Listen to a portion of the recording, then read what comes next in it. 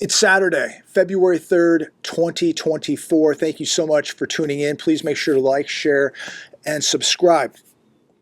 I want to talk about a few things today. And this morning I got up, had breakfast, read some of these articles, checked out the news, went to the gym, got a good workout in, had a friend come into town who wanted to pick up some security, helped him out with that, and I advise that all of you are working on your security, that you're getting proficient, that you have the correct tools, you know how to use these tools, because nobody is coming to save you. I want to make this very, very clear today. Nobody is coming to save you. You are going to see crime skyrocket. And if you think it's bad now, it is only going to get much worse. So I'm happy that my buddy came out and picked up some more security. And I think that everybody should be doing the same thing. If you don't have security right now, if you don't have the proper tools, you need to be acquiring them right now. I would not be doing anything right now unless I had security. I wouldn't worry about food, water. I wouldn't worry about assets. I wouldn't worry about cash. I'd worry about keeping myself and my family safe. If you cannot protect your assets, if you cannot protect your food, your water, your gold, your silver, your house, your cash, anything, your dog, then somebody's just going to take it. So number one asset on planet Earth next to God is security. And I hope everybody is taking security seriously. Now, I want to talk a little bit more about what's happening in the Middle East. And what is happening right now is very, very dangerous. And I touched on it a little bit yesterday, but when I made that video, a lot of things happened after making that video. But we'll talk about that in a minute. But I think that most Americans do not realize that we're already at war in the Middle East. And a lot of people will be watching the Super Bowl. They're going to be out here playing golf like these people over here. They're going to be driving around just, having lunch today. Not a care in the world. Nobody worries about any of this because it's not affecting them right now. But it can. This can spread into multiple fronts, ladies and gentlemen, such as Iran proxies in Syria, Iraq, Yemen, and perhaps even China, Russia. We are getting more and more involved over there. We just never learn our lesson. We say that we care about these people, that we're going to be over there, protecting them, that we're going to help, certain countries and protect them and look out for them. And yet, who's looking out for the people right here in the United States of America? Who's protecting people right here in the United States of America? I mean, what just took place with these people from other countries assaulting these police officers in New York is absolutely horrifying. And guess where they're at? They're on their way here, California, out on bail, already out of jail, on their way to California. So now the people of California will have to deal with them. Maybe the police here in California will have to deal with them. Who's looking out for the average American? We talk about how we care so much about the world and we're protecting these countries and we want these countries to be, democracies, and yet we can't even protect our own people. We can't even protect our own police at this point. So getting a little more specific here. Daily Mail, White House waited for good weather to launch strikes on Iraq and Syria to avoid unnecessary casualties. B-1 bombers flew from U.S. And dropping 125 missiles on 7 targets in 30-minute blitz deemed a success. Is it, or is this now going to open up Pandora's box? Is this now the beginning of World War III? Is this now going to bring in Iran? I don't think our leadership, I don't think most people even understand the hornet's nest we are kicking right now and the repercussions that we're going to feel. And look, we're already being warned on a daily basis now from the FBI that there are very, very bad players here in America, that there have been multiple attacks, cyber attacks on water treatment facilities, on food facilities, on financial institutions, you name it, power grids all over the country every day from other countries. We're being attacked through a digital system, through cyber attacks. My question to all of you is, and look, I'm not here to get political, right, left, in the middle. This isn't about being political, and I don't have a political channel. I pretty much talk about what's happening, economically. And we have to talk about this. 125 missiles. These things cost, what, $1 million plus for each one of them? Some of these things, Tomahawks are $2 million. So I don't know specifically what missiles these were, but let's just say it's $1 million a missile. 125 missiles in 30 minutes. Over $100 million of missiles shot. Who is paying for this? I hate to remind everybody, but America is over $34 trillion in debt. You add unfunded liabilities, Medicare, Medicaid, we're over $190 trillion in debt. And yet we have the money to be dropping $1 million missiles in the Middle East and starting quite possibly a world war. We have depreciated our strategic petroleum reserves.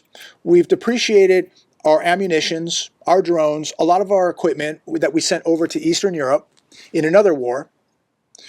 And now we're here in the Middle East trying to start another war.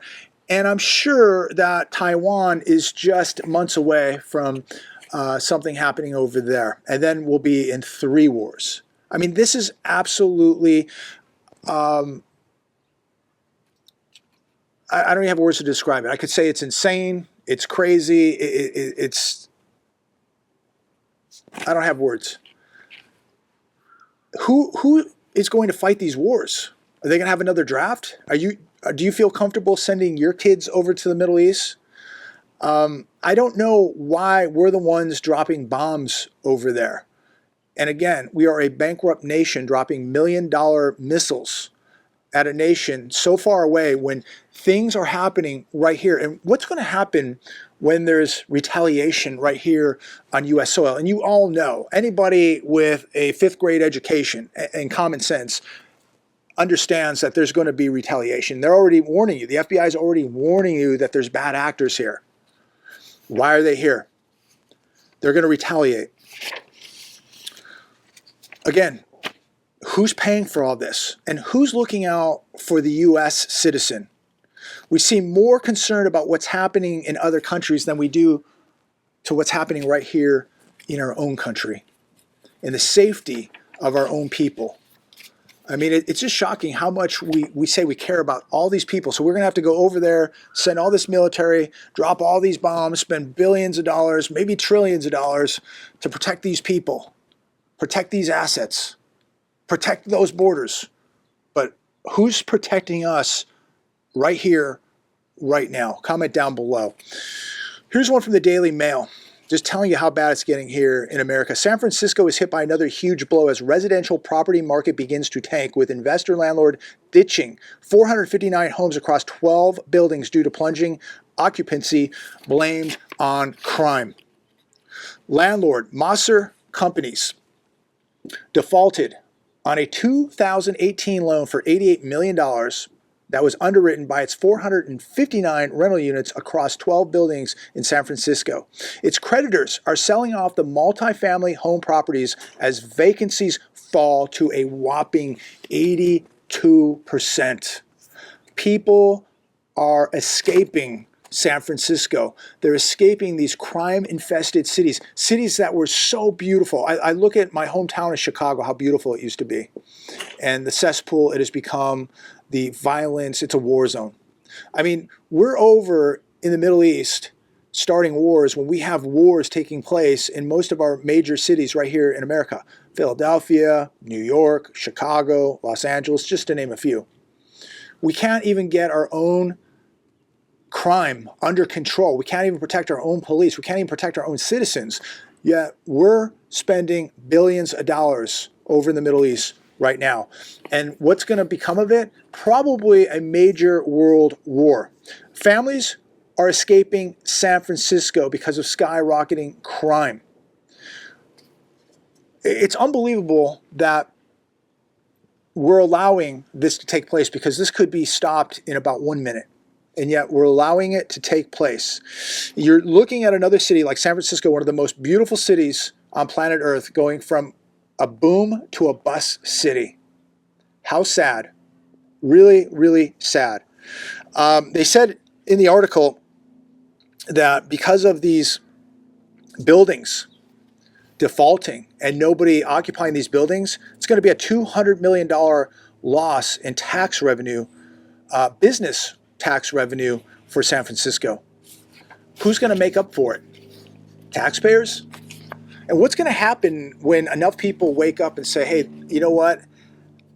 I'm done with the taxes. I'm done with these major utility bills. I'm done with the crime. I'm done with nobody being punished, no accountability. I'm done living in a lawless society in my city, and I'm just going to move. And I'm going to take my tax money, and I'm going to leave. What's going to happen to these cities when enough people leave? Who's going to support these decaying cities that their infrastructure is literally falling apart, falling into rubble as we speak? The potholes in these cities, the airports decaying, the buildings just wasting away. And when empty buildings sit, as you saw here a few days ago in Los Angeles, when they tagged a high-rise luxury condo complex, they tagged 27 stories. I believe it was a 55-story building. They tagged 27 stories. As buildings sit, they begin to fall apart. They decay, and people break into them. And these buildings literally just erode. And that means the price of these buildings is going to continue to erode too. The billion-dollar buildings, like the one in LA, is probably going to sell for a couple $100 million at some point. It'll be 80% off if they can find somebody to buy it. So as these things sit vacant and crime runs rampant and buildings are falling apart, infrastructure is falling apart, and taxpayers are leaving, what do you think is going to happen to the price of commercial real estate in these cities? And what's going to happen when enough people leave and that tax revenue leaves with all those people and those businesses? How are these cities going to support themselves? It's unbelievable. Here's one from SanFranciscoGate.com. Denny's on Hogenberger corridor in Oakland shuts down for good due to crime. I mean, when was the last time you saw a Denny's shut down? And this isn't shutting down because business is bad. It's shutting down because the crime is so bad that it's scaring business away. And people don't want to be assaulted when they're sitting in a Denny's. Think about Denny's, open 24 hours a day, always open. Well, here's a Denny's now that will never be open ever again. Gone. And some of the employees, when they were told that the Denny's was closing for good, they cried. They shed tears because they worked there for so many years and their job was gone. Now, how do they support themselves? 54 years in business, ladies and gentlemen. This Denny's, 54 years in business. I'm sure many of those people probably worked there for 10 years, maybe longer.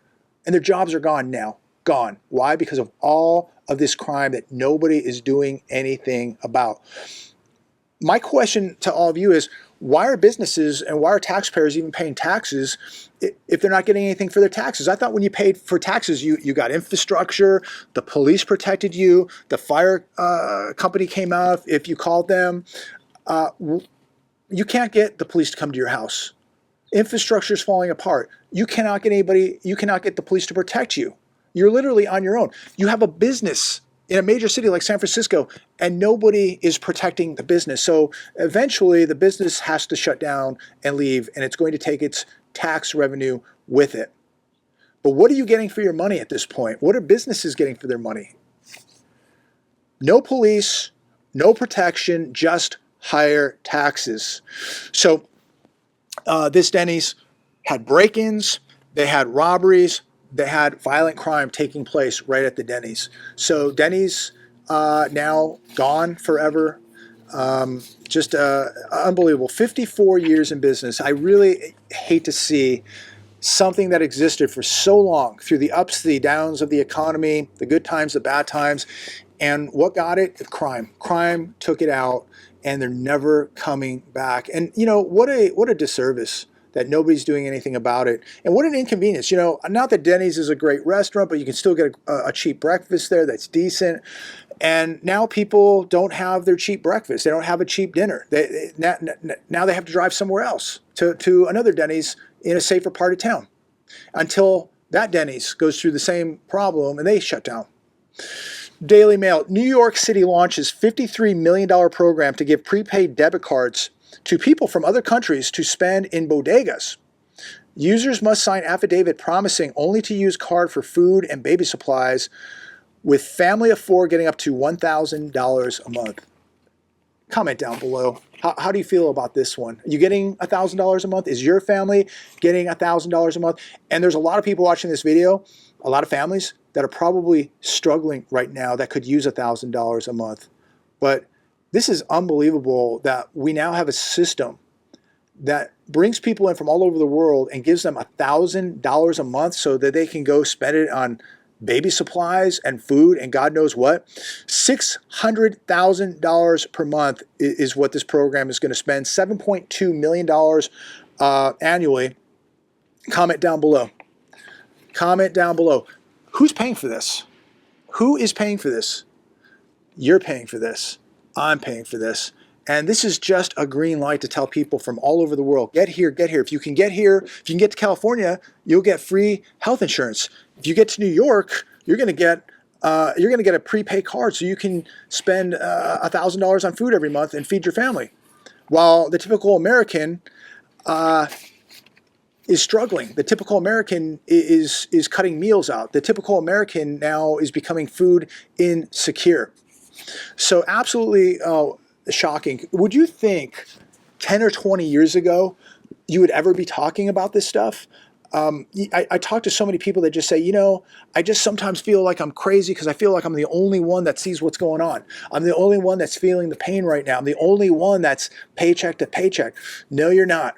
No, you're not. Millions upon millions of people are in the same boat. And everybody is going to be affected by this one way or another. When you look at what's happening in New York, where people now are going into the neighborhoods and they're knocking on doors of people's homes, asking for food and asking for money. When people at some point don't get food and they don't have money, I don't care who they are or where they're from, at some point when you're hungry and you don't have money, these people are going to do some things. I mean, you're already seeing crime just spiking in these cities, and you're seeing these people from other countries committing a lot of these crimes at stores now, a lot of shoplifting. They're stealing food, they're stealing products at Macy's and other designer stores. This is only going to increase as more people come over, as nobody's doing anything and prosecuting these people, as there's no penalties. If people know they can get away with it, it doesn't matter where they're from. They're going to continue to do this. And my concern is when people get hungry, when their kids get hungry, no matter where they're from, they're going to do some things. They're going to act out. They're going to commit some violence in order to feed themselves and feed their families. And there's so many people right now in this country who are struggling to eat, to feed their families. And you're bringing more and more people over here. There's only so much food on the plate, right? And so what happens when you have so many people here and you have food insecurity already in America? There's not enough food to go around. What's going to happen? I mean, I think you can figure out that this is probably going to end really, really bad. And look, I don't want to see people from anywhere in the world suffer. I don't want to see people starve, no matter where they're from, no matter what they believe in, no matter what color they are, no matter if they're a male, female, something in between, whatever. I don't want to see people get hurt. I don't want to see people starve. I don't want to see people being victims of crime. I don't want to see wars. I don't want to see people dying. And it just seems like all this is happening at the same time. Like a perfect storm is now arriving on the doorstep of America. And most people will continue to ignore it. They're gonna, you know, I hear people on the golf course here. I mean, they're so concerned about their football teams, and you know, it's unbelievable listening to adult people talking about football teams like that, like it's part of their family. First off, the NFL and these organizations could care less about you. These players could care less about you. It's about money, and yet people believe that these organizations care about them. Wrong. These organizations really actually dislike you. And instead of putting so much time and effort and energy into a football game, I advise that you take that time, that energy, that effort, that money, and invested in yourself, invested in your preparations, invested in learning new skills, invested in the proper tools to protect yourself and your family, invested in real assets, I think this is the time that you want to be owning real things right now, not fake things. You know, I mean, this stock market, we can go on, we can do a whole show on how fake it is. You know, just think about, like, we talk so much about not keeping all your money in the bank, yet people will put all their money in the stock market. And isn't it almost the same thing? Do you think your money is safe in the stock market? Do you think it's safe in a bank? It's not safe in any of these places. The only place it's safe is with you. You have to be your own central bank now. You have to be your own security task force. You need to be walking close with God. You need to be getting in the best possible physical shape that you can. Doesn't mean you have to be a world athlete, a world-class athlete, but just get in the best shape that you can get in. Improve yourself right now, mentally, physically, spiritually, and financially. Look, there is something very, very wrong right now. And there is something that is going to take place in America, whether you believe that or not. They are warning you. They're telling you right now to get ready. It's coming. And most people are ignoring this warning. Again, football, Netflix, going out to dinner, going to Vegas, running up the credit cards. Ladies and gentlemen, please, please, please get your house in order. I don't know how much time we have. I have no idea. But there is something very, very wrong going on, and it's global. And people have no idea what's going to happen. They're going to pull the rug out, I think, on these markets. I think that they're going to pull the rug out on real estate. I think they have people in a trap of debt where they're just going to drown.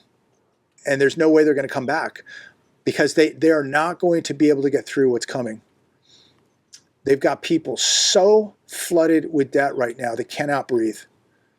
And my heart goes out to a lot of these people, but a lot of people are going to get what they deserve because they cannot control themselves. They cannot control their spending. They want to keep up with the Joneses. They want to be on social media impressing everybody, showing you what they own, even though they don't own anything.